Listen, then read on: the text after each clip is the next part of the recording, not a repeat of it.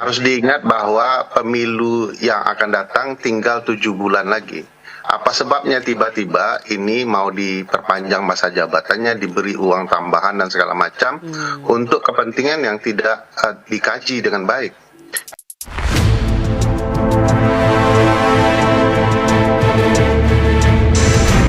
Ribuan kepala desa lakukan demonstrasi lagi di depan gedung DPR MPR RI untuk mengawal revisi Undang-Undang Nomor 6 Tahun 2014 tentang desa.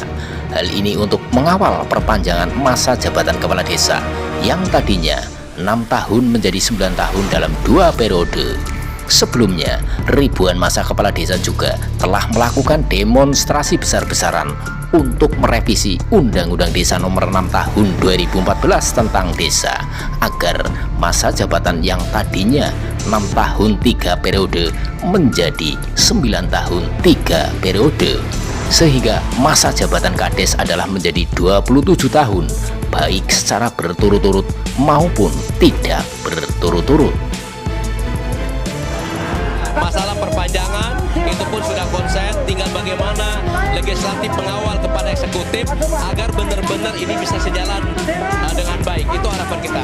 Tinggal saya berdoa sajalah kedua lembaga ini mudah-mudahan mendengarkan keluhan-keluhan, aspirasi-aspirasi oleh para kepala desa se-Indonesia dari Sabang sampai Merauke. Atas pertimbangan usulan tersebut didasari antara lain hal sebagai berikut. Masa jabatan 6 tahun itu dipandang tidak mencukupi sebab dengan masa jabatan Kades 6 tahun 3 periode baik secara berturut-turut maupun tidak berturut-turut tidak cukup untuk mengatasi polarisasi pasca Pilkades, sehingga tidak sempat waktu untuk melaksanakan pembangunan secara tuntas di desa. Itulah alasan mendasar yang memaksakan Undang-Undang Nomor 6 Tahun 2014 tentang desa harus direvisi. Berikut tanggapan pakar hukum tata negara soal polemik revisi Undang-Undang Desa. Dalam hal ini menyampaikan beberapa hal yang terjadi teman-teman kepala desa untuk melakukan sebuah aksi kepada DPR. Yang diantaranya adalah pengen adanya perubahan kedua tentang revisi Undang-Undang Nomor 6 Tahun 2014 tentang desa, bahwa masa jabatan 6 tahun itu dipandang belum mencukupi untuk hal-hal sebagai berikut. Oke. Yang pertama, 6 tahun akan habis waktu untuk menyelesaikan polarisasi pasca Pilkades. Logika itu tentu sepenuhnya tidak tepat ya. Kalau logika itu dipakai pembentuk undang-undang itu agak bahaya. Kalau presiden dalam pemilihan presiden juga menggunakan logika yang sama, sampai sekarang kita masih terpolarisasi. Artinya presiden harus diperpanjang begitu ya. Kalau cuma itu alasan, saya pikir tidak cukup kuat untuk mengubah atau memperpanjang masa jabatan.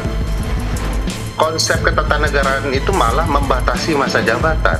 Sebisa mungkin itu publik bisa mengevaluasi sesegera mungkin pejabat publiknya. Jadi kalau diperpanjang, publik pemilih malah akan sulit melakukan evaluasi. Iya, kalau kepala desa yang terpilih itu baik. Kalau yang bermasalah bagaimana? Harus menunggu 9 tahun begitu ya. Tapi Bang Ferry, kalau misalnya Dan jangan model seperti ini kan ala Orde Baru ya, menyenangkan satuan pemerintahan terendah untuk kepentingan-kepentingan politik di masa depan. Kalaulah niatnya baik untuk memperpanjang masa jabatan kepala desa, kenapa tidak ditunggu pemilu 2024 saja?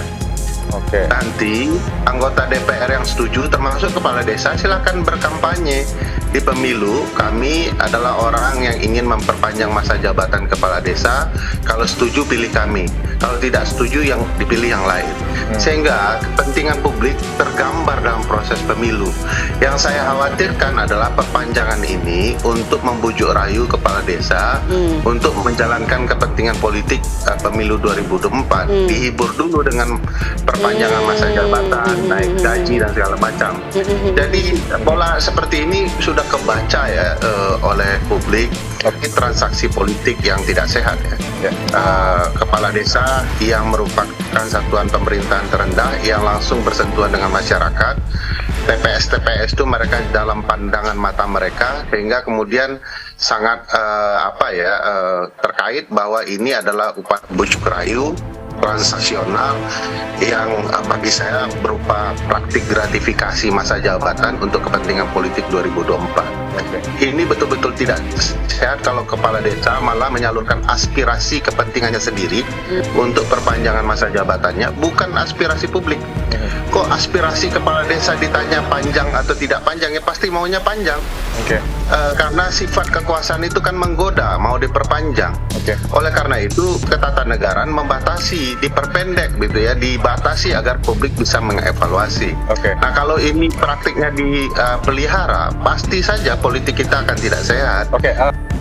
Ya, tidak ada kajian soal polarisasi politik ya, itu bisa diselesaikan dalam kurun waktu tertentu. Bahkan 9 tahun sekalipun tidak bisa. Nah, logika itu yang tidak masuk akal dan tidak sehat. Harus diingat bahwa pemilu yang akan datang tinggal 7 bulan lagi. Apa sebabnya tiba-tiba ini mau diperpanjang masa jabatannya, diberi uang tambahan dan segala macam untuk kepentingan yang tidak dikaji dengan baik. Naskah akademik tidak terbuka, naskah akademik tidak bisa menjelaskan kenapa dari 6 tahun menjadi 9 tahun, padahal pembatasan masa kekuasaan menjadi sangat penting. Kalau kemudian kepala desa inginnya 9 tahun, bisa saja publik malah inginnya 4 tahun. Jadi yang mana yang mau dituruti?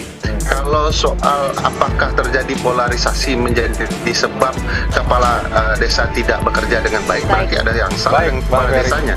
Rancangan undang-undang sudah ada.